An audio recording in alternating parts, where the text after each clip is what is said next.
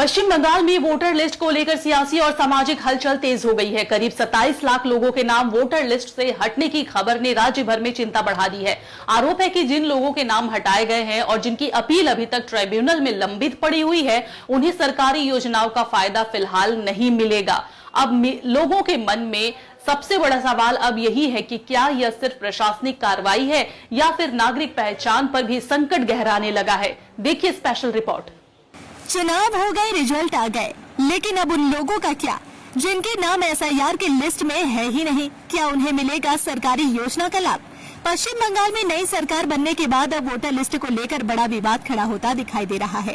राज्य के अलग अलग इलाकों से ऐसे लोगों की आवाज सामने आने लगी है जिनका दावा है कि उनका नाम वोटर लिस्ट से हटा दिया गया है। इसके साथ ही सरकारी योजनाओं को लेकर भी डर और अनिश्चितता बढ़ती जा रही है।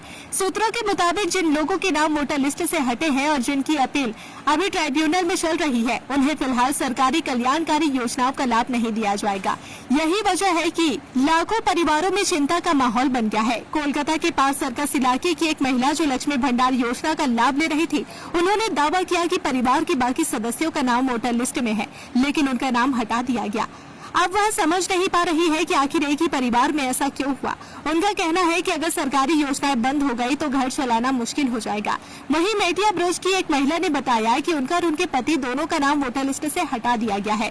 उन्होंने अपील की है, लेकिन अब उन्हें डर है कहीं इसका असर बैंक अकाउंट और दूसरी सरकारी सुविधाओं पर भी ना पड़े। सरकारी सूत्रों का कहना है कि जिन मामलों में अपील लंबित है, वहां पहले जांच और सत्यापन की प्रक्रिया पूरी की जाएगी। सरकार का दावा है कि किसी भी मृत व्यक्ति या अयोग्य नागरिक को सरकारी पैसे नहीं दिए जाएंगे। हालांकि विपक्ष और कई सामाजिक संगठनों का कहना है कि इस प्रक्रिया में आम लोगों को भारी परेशानी झेलनी पड़ सकती है।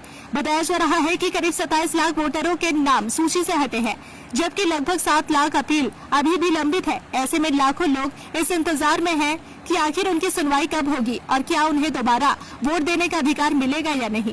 कानूनी जानकारों का मानना है कि यह मामला सिर्फ वोटर लिस्ट तक सीमित नहीं रह सकता। इसका असर आने वाले स्थानीय चुनावों और राज्य की राजनीति पर भी पड़ सकता है।